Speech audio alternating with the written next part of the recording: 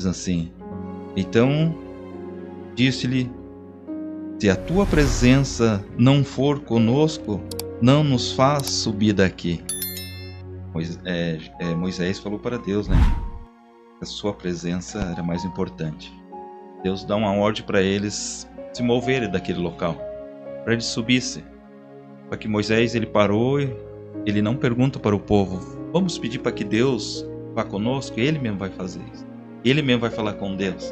Porque ele tinha uma amizade, vou falar, é uma amizade fora, dentro da Bíblia. Se você ver o tamanho da amizade que tinha Moisés e Josué com Deus, era uma intimidade diferente. Era uma intimidade muito grande. Então ele fala assim: Senhor, se a tua presença não vir conosco, não nos faz, deixa nós aqui mesmo. Mesmo que nós fiquemos no deserto, mas a sua presença está junto com nós. Glória a Deus. Mesmo que você passando dificuldade. Nós estamos no deserto passando dificuldade, mas a sua presença...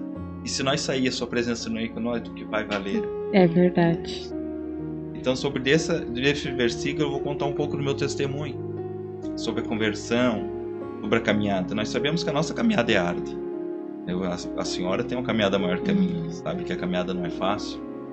Então, aquele dia eu vi a irmã louvando, a senhora louvar numa igreja ali no Bom Jesus, que era culto de casal.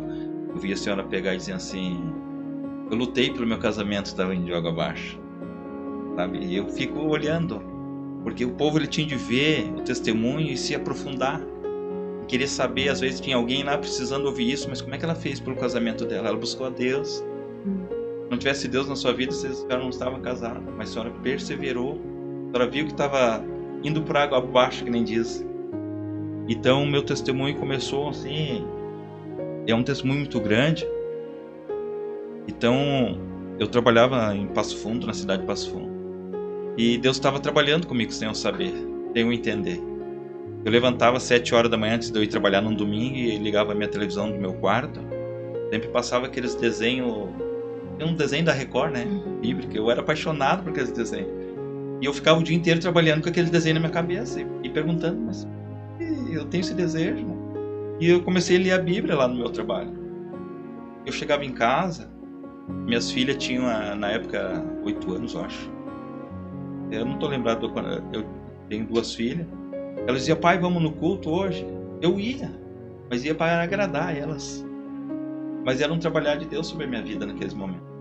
Eu chegava lá no culto, eu chorava, eu me quebrantava. Alguém levantava, falava comigo ali. Eu sentia aquele calorão no meu coração, aquela brasa ali, aquela chama. Eu chegava em casa, minhas filhas diziam assim: pai, gostou do culto? Para agradar elas, eu dizia que gostava. Só que meu pensamento era fora, meu corpo estava presente. E assim se encontram muitos hoje dentro das congregações. É verdade. O corpo está ali, mas estão fora, eles não estão focados em Deus. Não estão buscando Deus para suas vidas.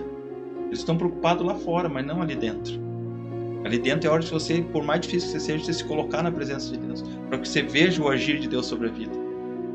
Então, foi indo.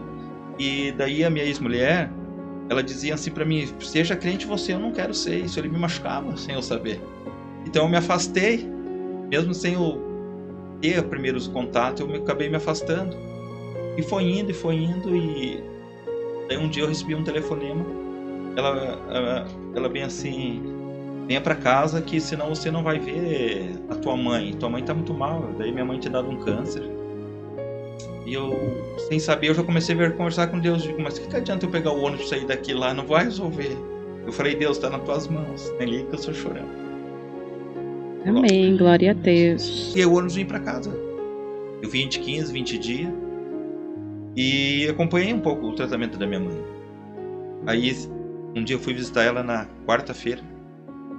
Fomos lá visitar ela morava na Penha. E engraçado que ela estava sentada assim, deitada no sofá. Nem dizem assim, no desespero da morte, que ela fechar, não abrir mais o olho, né? O câncer já tinha tomado conta dela. Daí minhas irmãs, assim, tudo chorando, tudo ali. E eu comecei a olhar para minha mãe. Daí eu fui lá, me ajoelhei. E cheguei no ouvido dela e falei assim: glória a Deus. Aleluia, Jesus.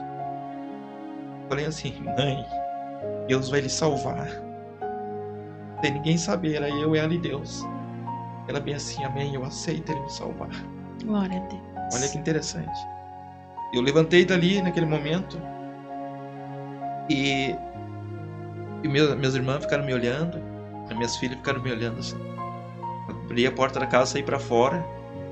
Aí eu olhei pro céu e disse: Deus, eu sei que tu cura, tu liberta, eu já ouvi falar. Mas o Senhor consola meu coração e leva a minha mãe. E a salvação dela é mais importante. Oh, glória. Aleluia, Jesus. Meu Deus. Aí eu fui entender o agir de Deus sobre a minha vida Naquele momento. naquele momento. Almas têm que ser ganhadas.